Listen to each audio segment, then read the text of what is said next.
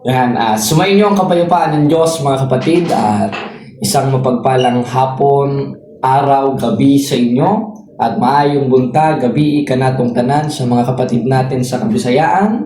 At nandito na naman po tayo sa ating programa kasama si kapatid na Noriel. Kapatid na Noriel? Hello po, isang mapagpalang umaga po sa ating lahat. Ako po si Brother John Noriel Malyari, tawagin niyo na lang po ako John o Noriel. At ngayong umaga po, dahil kahapon ay nagdiwang ang mga Katoliko sa buong mundo para sa Valentine's Day, ay atin pong tatalakayin ang patungkol sa Valentine's. Ayun. Balik sa iyo kapatid na Jared. Ayun, kapatid na Noriel, napanood nga natin yung komentaryo ng isang ministro ng Iglesia ni Manalo. Maganda Oo. i-play natin para mapakinggan natin kasi ang dami nagsasabi na ito daw ay pamimersonal. Kasi yun ang sinasabi nila sa ating programa. Pero ano bang purpose ng programa natin? Ito ba'y para mamersonal? Hindi. Sa aral lang tayo. Sila lang naman ang may personal, kapatid na Noriel. Dahil ayaw nilang sundin yung ikalawang Korinto 14 hanggang 5 na siyang ginagawa ng mga apostoles. Kaya maganda, panoodin natin ang kanilang komentaryo patungkol dun sa Valentine's Day. Sige po kapatid na Jared. Ito po mga kapatid, yung sinasabi natin na komentaryo ng Iglesia ni Manalo na isang ministro. Panoorin po natin at pakinggan. Para po sa kaalaman ng lahat, ang mga kaanib sa Iglesia ni Cristo ay hindi po nakikiisa sa pagdiriwang ng Valentine's Day. Hindi po dahil sa kami po ay bitter. Narinig at napanood na po natin kanina na ang pinagmulan ng Valentine's Day, maging ang mga iba't ibang kaugalian, gawain, paniniwala at tradisyon ukol dito ay mula sa mga pagano. Ano po ba ang bili ng mga apostol ukol sa mga gawaing pagano? Mabuti alamin po natin dito po sa Efeso. Sa 4:17, ganito po ang pahayag. Kaya't ito ang masasabi ko sa pangalan ng Panginoon. Huwag na kayong mamuhay na gaya ng mga paganong walang kabuluhan ang mga iniisip. Doon naman po sa nagsasabi na, ang OA nyo naman, hindi ba pwedeng mag-pause muna sa life at i-celebrate ang pagmamahalan? Mga kaibigan, ang pagmamahalan ay hindi po seasonal lang. Ganito po ang itinuturo ng Panginoong Hesukristo. Sa Juan, sa 13:34 hanggang 35. Isang bagong utos ang sa inyo'y ibinibigay ko, na kayo'y mangag-ibigan sa isa't isa, na kung paanong iniibig ko kayo, ay mangag-ibigan naman kayo sa isa't isa. Sa ganito'y makikilala ng lahat ng mga tao na kayo ay aking mga alagad kung kayo'y may pag-ibig sa isa't isa. Mga kaibigan, lagi nating tatandaan na ang love o pag-ibig sa ating mga kaibigan, kamag-anak, o sa ating special someone ay pwede nating maipakita at mapatunayan araw-araw. Hindi nangangailangan na Valentine's Day lang. Lalo pa nga at ang Valentine's Day ay gawaing pagano. Doon naman po sa mga nagsasabi na, bakit hindi na lang kayo sumabay sa uso para hindi kayo nababash? Ganito naman po ang mababasa po natin mula sa Parang Biblia. totoo, ano? Parang Sa sa Roma ano? 12:2. Stop imitating the ideals and opinions of the culture around you. Pagkatapos But mamaratang, be biglang inwardly nagpabiktima. transformed by the Holy Spirit through a total reformation of how you think. This will empower you to discern God's will as you live a beautiful life, satisfying and perfect in His eyes. Narinig po ninyo ang sabi ni Apostol Pablo. Tumigil na kayo sa panggagaya sa mga mithiin at mga opinyon ng kultura sa paligid ninyo. Paano matitiyak na ang magagawa po natin ay ang tama? Ang sabi po, maunawaan natin ang kalooban ng ating Panginoong Diyos. Kaya kapag mayroon tayong pinagpapasyahan para sa ating buhay, kinakailangan po natin na isinasaalang-alang lagi kung ano ang kalooban ng Panginoong Diyos. Ayun. Grabe. Natapos na. Parang totoo, kapatid na Parang Noriel. totoo, no? Kung ikaw nga naman walang alam sa Biblia, ordinaryong tao ka lang na hindi nakakaunawa sa mga doktrinal, kung mapanood mo nga naman yung ganyang klaseng panlulok, talagang mauuto. Talagang mauuto ka kapatid na Jared. Kung may pa-bitter-bitter pa silang Pa-bitter-bitter nalalaman, pa hindi mo nalalaman. sila ang palaya. Sige, ano masasabi mo doon, kapatid na Noriel, sa kanilang komentaryo na ang Valentine's Day daw ay isang paganong pista? Malaking kasinungalingan yan kapatid na Jared.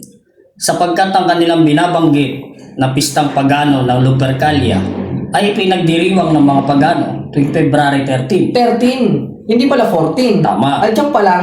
Diyan pa lang, na sila. busted na. Petsa pa lang, magkaiba na. Hindi naman natin pwedeng sabihin na magkapareho yung dalawa. Sapagkat magkaiba ng petsa na pagka-celebrate. Ayun. Kaya po mga kapatid, huwag tayong maniniwala basta-basta sa kasinungalingan ng mga ministro ni Manalo. Eh, hindi naman ministro ni Kristo. Tama? Tama. Ministro ni Manalo. Sapagkat sila yung mga sinungaling. At wala sila sa katotohanan. Katulad ng kanilang amang Diablo sa 8:44 ng Juan. Grabe, ano. Eh, meron akong napansin, kapatid na Jared. Napansin mo rin ba? Ang sabi niya, ang pag-ibig ay hindi dapat seasonal, Seasonal. kundi araw-araw. Eh kung araw-araw, bakit hindi February 14? Ayun. Di ba? Kasi sabi nila araw-araw dapat sineselebrate ang pag-ibig. Bakit hindi sila nag-celebrate yung February 14? O, di ba? Ibig sabihin, Ito mo. hindi araw-araw. Hindi nila sinusunod yung talata Tama. mismo binanggit nila. Tama kapatid na Jared. Yung kanilang tinuturo, hindi nila kayang isabuhay. Tama. Kasi kung araw-araw, bakit nilakdaw nila yung February 14? Ayaw nila. Tama. Katunayan, sinabi mismo nila, pero hindi daw sa pagiging bitter. Therefore, ayaw talaga nila. Ayaw talaga nila. Nung 14, iniiwasan nila. Iniiwasan nila yung February 14. Bakit kaya? Ano sa tingin mo kapatid na Jared ang dahilan? Baka siguro napaso ang kapatid na Noriel o sa kadahilan na bitter talaga sila. Bitter talaga sila. Alam niyo po kasi mga kapatid kung bakit namin nasasabi ang mga bagay na ito.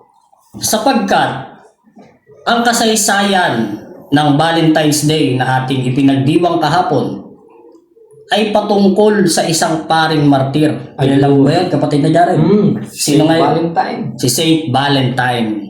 At hindi po isang pagano si Saint Valentine sapagkat siya ay isang paring Katoliko. At ano po ba ang kwento dito? Dahil sa panahon po niya, ipinagbawal ng gobyerno na mag-asawa yung mga sundalo. Grabe. Sapagkat gusto ng gobyerno na mag-focus yung mga sundalo sa digmaan.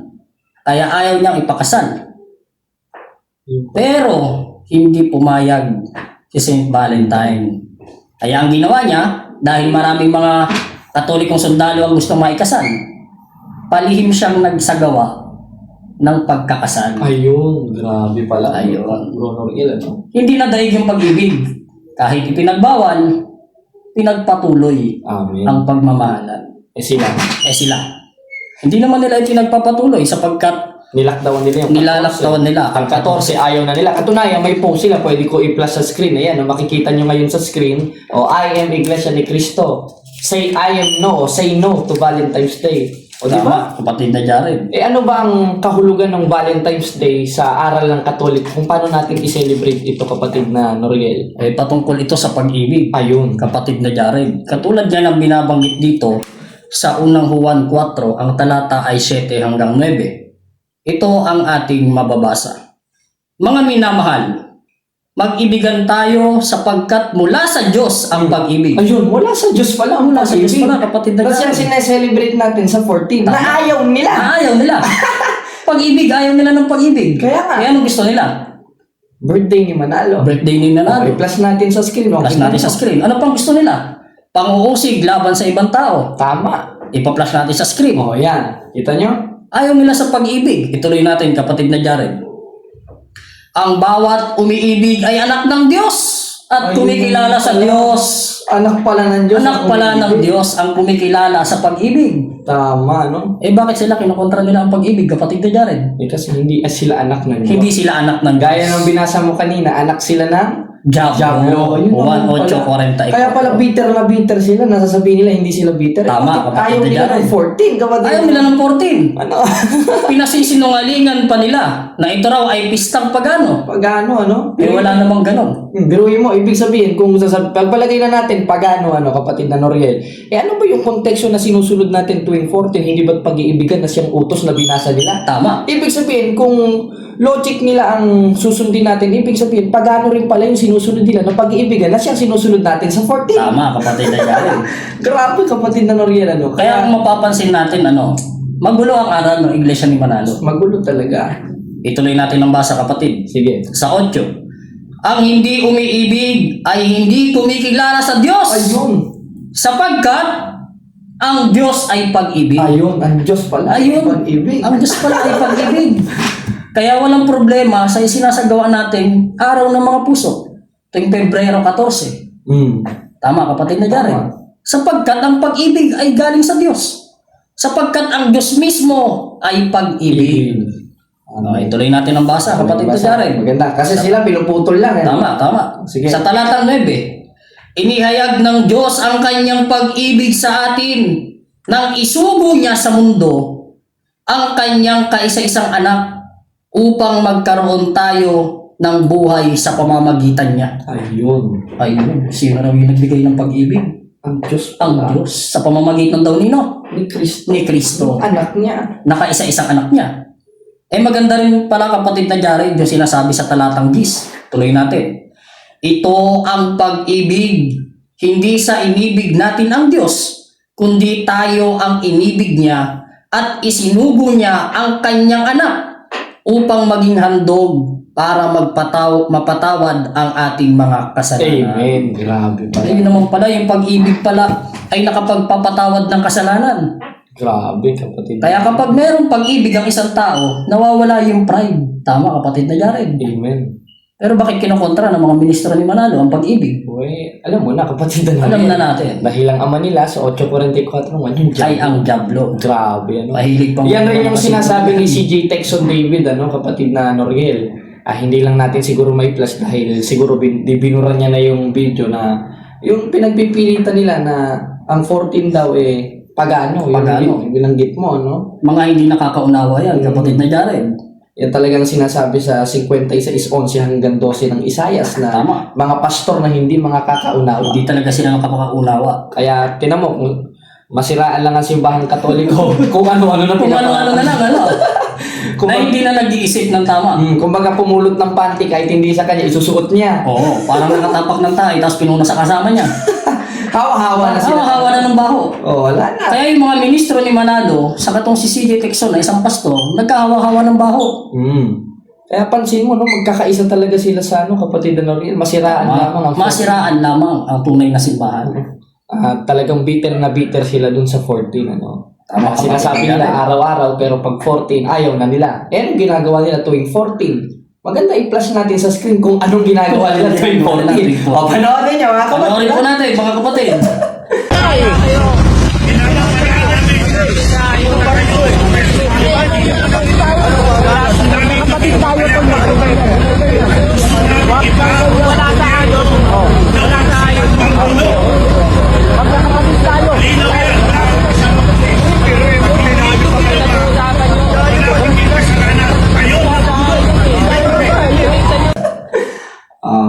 Kaya po mga kapatid, lalo na sa mga kapatid natin sa pananampalatayang Katolikong Kristiyano, mahalaga po na ating pag-aralan at alamin ang ating pananampalataya upang hindi tayo maligaw ng landas na kung sinong tagapagturo ng kasinungalingan.